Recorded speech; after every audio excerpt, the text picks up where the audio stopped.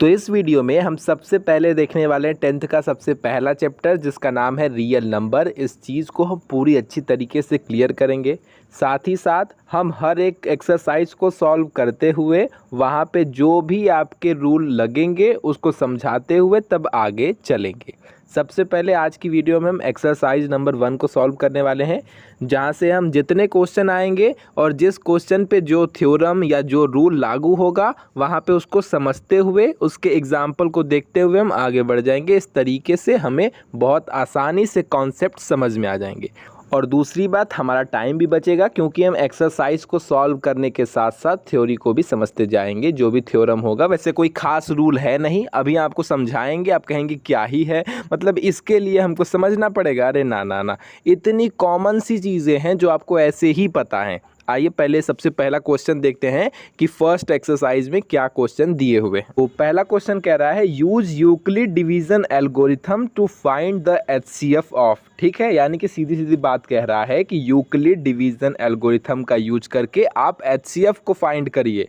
पहले आप ये समझिए कि ये यूक्लिड डिवीज़न है क्या। ठीक है, अब इसे समझिए, बहुत कॉमन सी बात है। आपको सिर्फ इन संख्याओं का, ये जो सामने आपको नंबर दिए गए हैं, इनका एचसीएफ फाइंड करना है, लेकिन डिवीज़न मेथड के हिसाब से एचसीएफ फाइंड करना है, बस यही बात है। अब बात आएगी कि यूक्लिड डिवीज़न मेथड किस तरीके से करते हैं। तो बिल्कुल जिस तरीके से हम अपना डिवीज़न करते आए हैं उसी तरीके से करते हैं। आपको समझा रहे हैं, ध्यान से समझेंगे, आपको सारा कोई डाउट बचेगा ही नहीं। देखिए, आपको 2 to 5 में 135 से डिवाइड करना है। चलिए आइए डिवाइड करते हैं। तो हमने देखा कि ये 1 बार में जाएगा, 135 1 बार में जाएगा तो 135 आ जाएगा। और जब हम 2 to 5 में से 135 घटाएंगे तो हमारा 90 आ जाएगा। अब इस 90 में जो भी वहाँ पे अब तक डिवीज़र था, अब वो कहाँ चला आएगा, यहाँ पे। यानी कि जो भी जिससे अब तक आप डिवाइड दे रहे थे, अब वो आपका डिवाइडेंट बन जाएगा। और जो आपका रिमाइंडर बचा है वो आपका डिवीज़र बन जाएगा। आपके मन में डाउट हो सकता है कि ये सब क्या कह रहे हैं, लेकिन ध्यान से समझिए, समझ में आएगा।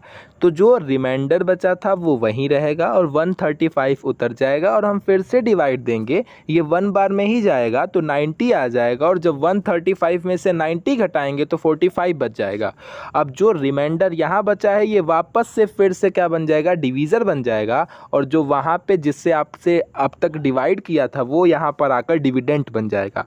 तो अब 45 में 90 से डिवाइड करेंगे, 2 बार में जाएगा, 90 पूरा पूरा कट जाएगा। इस तरीके से आपका 0 आ जाएगा। और यूक्लिड डिवीज़न जो है वो यही कहता है कि तब तक आपको क्वेश्चन को सॉल्व करते रहना है जब तक 0 ना आ जाए। यहाँ पे 0 आ गया, हमारा काम हो गया। अब इसी चीज़ को आप स्टेप वाइज बता सकते हैं। यूक्लिड डिवीज़न लेमा यही चीज़ कहती है। वो एक फॉर्मूला भी बताती है आपको, जो कि बहुत नॉर्मल सा फॉर्मूला है कि A बराबर बी क्यू प्लस आर। यानी कि A मतलब क्या होता है, डिविडेंट बराबर divisor into quotient plus reminder.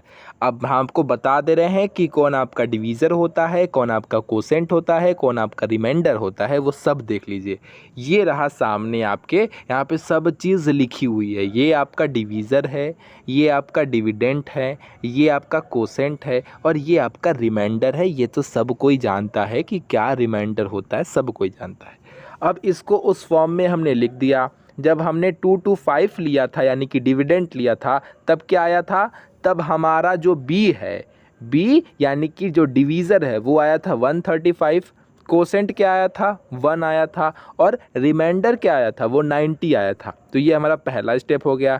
Second step हो गया 135, ये अभी यहाँ पे हमारा A है यानी कि डिविडेंट है, और इसमें जो आपका B है यानी कि डिवीज़र वो क्या था, 90, कोसेंट क्या था, 1, और रिमाइंडर क्या बचा था, 45। और लास्ट स्टेप में 45 इंटू 2, और यहाँ पे रिमाइंडर 0 बच रहा है। इस तरीके से क्वेश्चन में यही कहा गया है कि आपको तब तक सॉल्व करना है जब तक 0 ना आ जाए। तो हमारी यहाँ पे कहानी ख़त्म, और इस तरीके से ये क्वेश्चन हमारा सॉल्व हो गया। तो हम यहाँ पे एक लाइन ऐड करेंगे, since the remainder is 0 the process is stop. यहाँ पे प्रोसेस रुक जाएगी।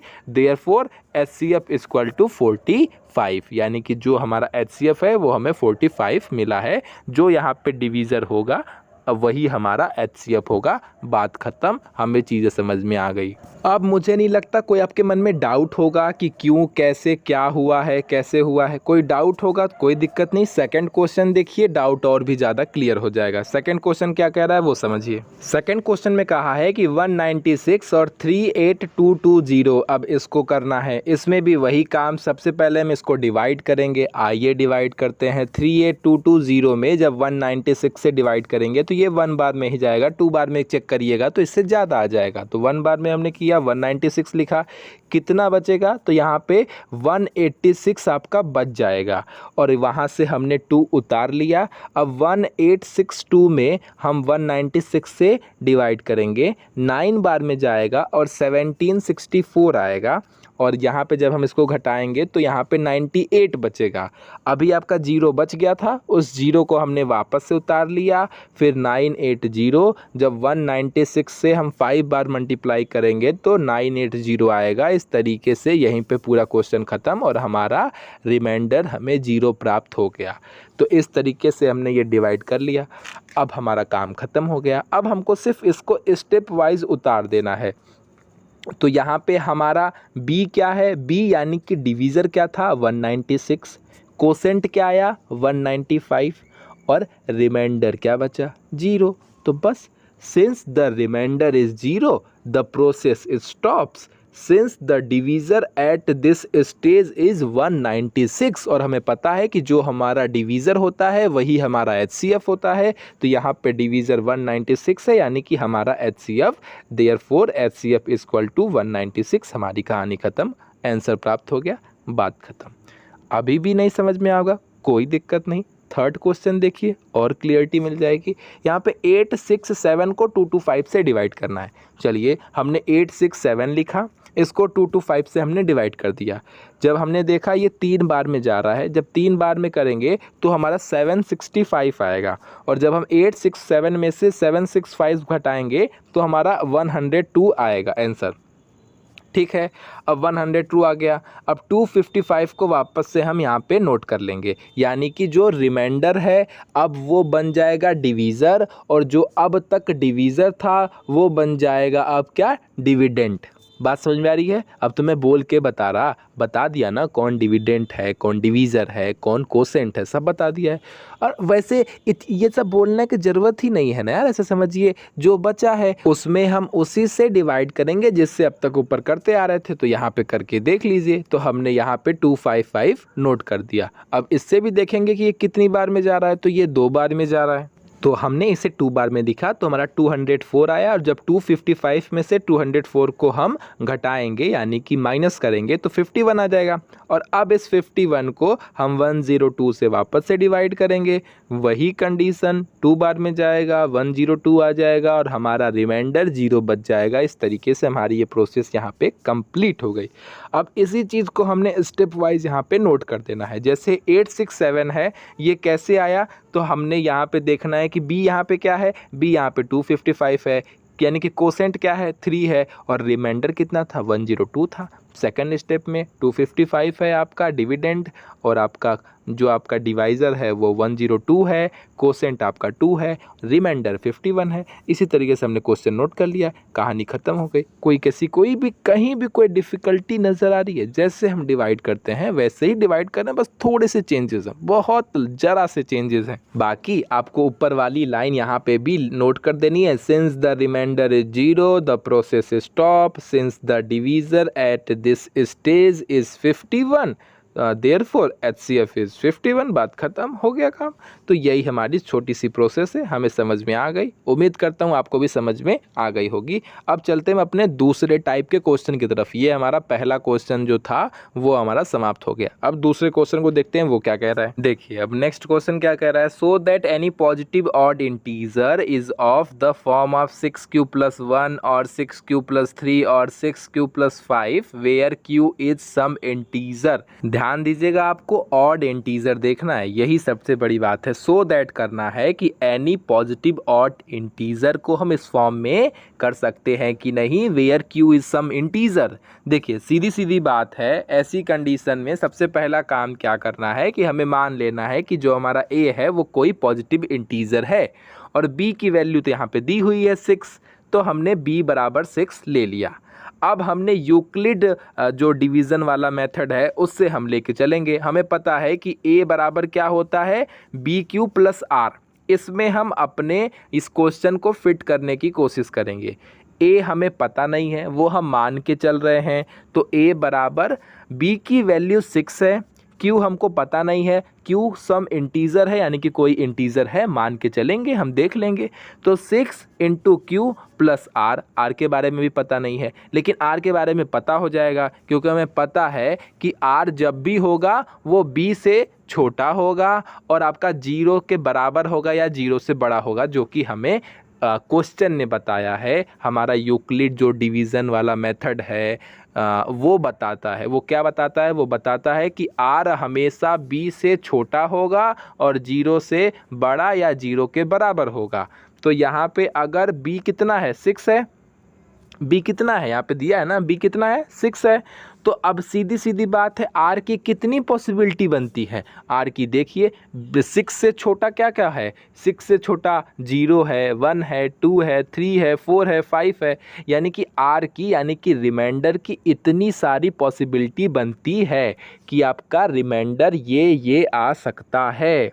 सीधी सी बात है, जब हम किसी चीज़ में डिवाइड करते हैं, मान लीजिए एक एग्जांपल दे रहा, हमने 17 को 3 से डिवाइड किया, तो क्या कभी भी रिमाइंडर 3 बच सकता है, पॉसिबिलिटी नहीं है। एग्जाम्पल के तौर पे आप जब 17 को 3 से डिवाइड करेंगे तो 3 5 ज़ा 15, कितना बचा, यहाँ पे 2 बच गया, यानी कि रिमाइंडर कभी भी जिससे आप डिवाइड कर रहे हैं उतना बचेगा नहीं, हमेशा उससे छोटा ही बचेगा। तो इसी वजह से यहाँ पे 2 बचा है, 3 तो नहीं बचा है। अगर 3 बचता तो ये डिवाइड होके नहीं काम ख़त्म हो जाता, 0 आ जाता। तो कभी भी आपका जो रिमाइंडर है वो b के बराबर यानी कि आपके डिवाइज़र के बराबर नहीं बच सकता है। बात समझ में आ रही होगी। इसी वजह से यहाँ पे कितनी पॉसिबिलिटी बन रही है, 6 से छोटे जितने भी हैं वो सब इसकी पॉसिबिलिटी बन रही है कि ये रिमाइंडर आ सकते हैं। हमने ले लिया 0 1 2 3 4 5। अब हम चाहते तो सब पर रखकर चेक करते हैं, लेकिन हमें यहाँ पे ऑड इंटीजर की बात कही गई है, इसी वजह से हमें सब पर रख के चेक करने की ज़रूरत नहीं है। रीज़न सिर्फ ऑड की बात की है, इसी वजह से 0 पे हम रख के चेक नहीं करेंगे, 2 पे रख के चेक नहीं करेंगे, 4 पे रख के चेक नहीं करेंगे, क्योंकि ये सब क्या है, ये सब आपके इवन हैं, ऑड नहीं। ऑड कौन कौन है, 1 है, 3 है, 5 है, और इस पे हम रख के चेक करेंगे। इस तरीके से हमने सो दैट कर दिया, दिखा दिया कि 6q + 1, 6q + 3 और 6q + 5। अगर आप इस सब पे रख के चेक करना चाहते हैं तो आपको ऑड इंटीजर ही प्राप्त होगा। कैसे होगा वो भी मैं बता देता हूँ। एग्जाम्पल के तौर पे 6q + 1 को लेके आप चलिए, ठीक है। चलिए आप q के स्थान पे अपने से कुछ भी रख लीजिए, अपने से, अपने मन से सोच लीजिए। मान लीजिए आपने सोचा मैं q के जगह पर 3 रखूँगा, तो 6 × 3 क्या आएगा, 18, 18 + 1 19, हो गया ना ऑड, कोई डाउट। दूसरा देखिए, चलिए किसी के मन में आया मैं q की जगह 6 रख के चलूँगा, चलिए तो 6 × 6 36 और उसमें 1 जोड़ दीजिए तो 37, हो गया ना ऑड। चलिए तो आप ऐसे सोचिए, मैं आपको ऐसे ही बता देता हूँ, आप 6 का पूरा टेबल देख लीजिए, आप किसी से भी मल्टीप्लाई करेंगे आपको हमेशा इवन नंबर ही मिलेगा। टेबल ही देख लीजिए, 6 12 18, फिर आपका 24, फिर 30, फिर 36, 42, 48, 54, 60, हर जगह तो क्या है आपका इवन है। और जब किसी इवन में ऑड को प्लस करेंगे तो हमें ऑड ही मिलेगा। जैसे 36 + 1 37, 48 + 1 49, 54 + 3 आपका 57, हमेशा हमें ऑड ही मिलेगा। इसी वजह से 6q + 1, 6q + 3 और 6q + 5 ही क्या है, हमारा पॉजिटिव ऑड इंटीजर है और इस तरीके से हमने इसे शो कर दिया, सामने लिखा हुआ है, आप देख सकते हैं। अंतिम में आप ये लाइन भी डाल सकते हैं, 6q + 1, 6q + 3, 6q + 5 are not exactly divisible by 2, क्योंकि जाहिर सी बात है जो चीज़ ऑड है वो 2 से कटेगी नहीं, इस वजह से ये सब क्या है आपके ऑड नंबर्स हो गए। बात खत्म, हमें ऑड ही तो प्रूफ करना था, हो गया, आप समझ गए होंगे, सीधी सीधी बात है, सिंपल तरीके से लिखा हुआ है, आप समझ गए।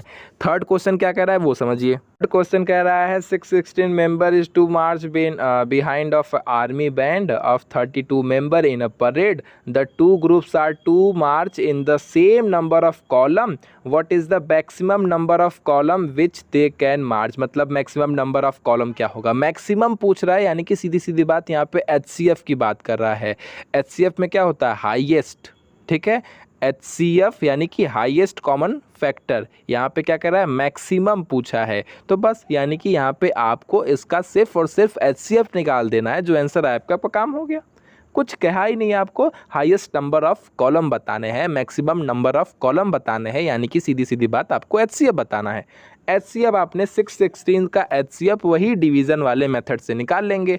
हमने निकाला, देखा, 616 को हम जब 32 से काटेंगे तो 1 बार में जाएगा, फिर यहाँ पे जो बचेगा फिर 9 बार में जाएगा, ये पूरी तरीके से कट जाएगा और यहाँ पे 8 रिमाइंडर बच जाएगा।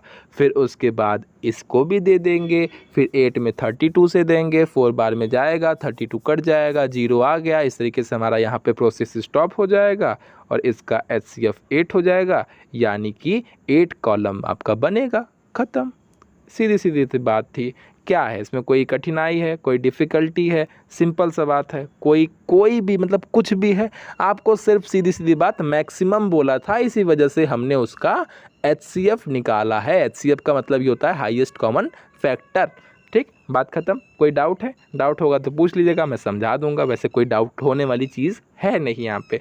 चलिए अब देखिए चौथा क्या कह रहा है, चौथा कह रहा है use a Euclid division lemma to show that the square of any positive integer is either a form of 3m और 3m + 1 for some integer m, यानी कि यहाँ पे यूक्लिड डिवीजन लेमा मेथड लगा के आपको शो करना है कि उस पॉजिटिव इंटीजर का जो हम स्क्वायर करेंगे वो इस फॉर्म में आ सकता है कि नहीं। आप देख लीजिए आ सकता है कि नहीं।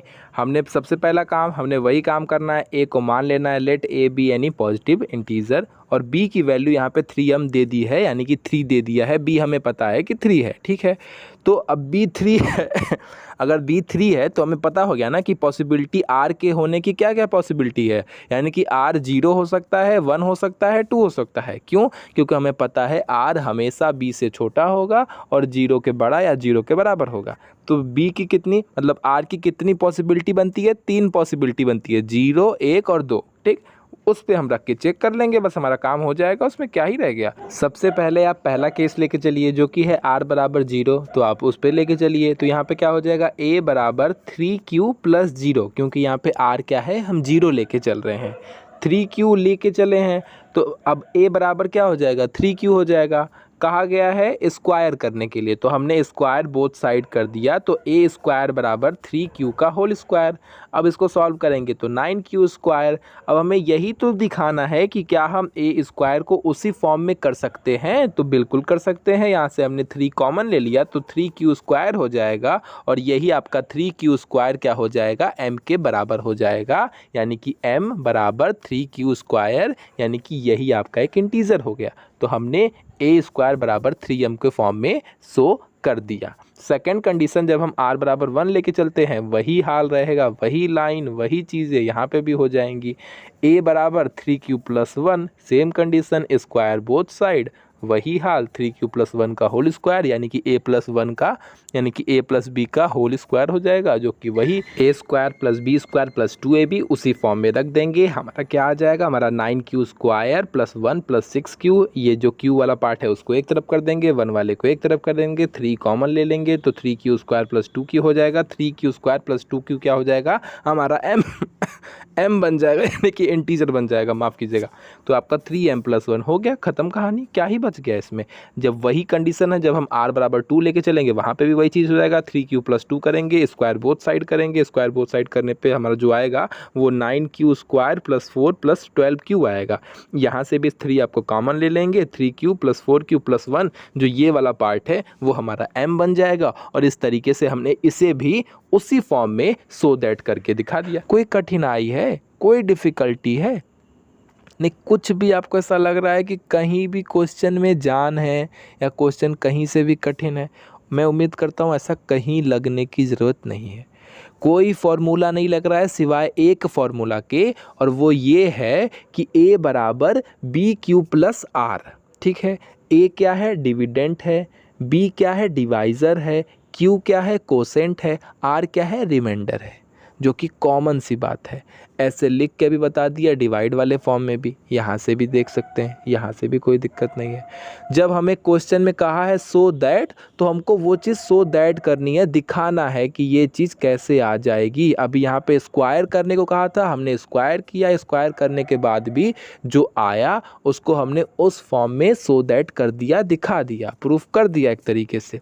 कोई दिक्कत यहाँ पे कोई दिक्कत नहीं होनी चाहिए। एक ही तो बस फार्मूला है, वो फार्मूला आपको पता ही है। उस फार्मूले में यही चीज़ कही गई है कि r हमेशा b से छोटा होगा, 0 से बड़ा या 0 के बराबर होगा। तो यही सब छोटी छोटी बातें हैं। उम्मीद करते हैं चीज़ें आपको समझ में आई होगी। यहीं पे हम आज की वीडियो ख़त्म कर रहे हैं। एक क्वेश्चन बच गया, उसको नेक्स्ट वीडियो में बता देंगे। ठीक है, आज के लिए बस इतना ही। वीडियो पसंद आएगी तो लाइक शेयर सब्सक्राइब प्यारा सा कमेंट कर सकते हैं। कोई डाउट होगा तो पूछ लीजिएगा। ठीक है, टाटा बाय बाय।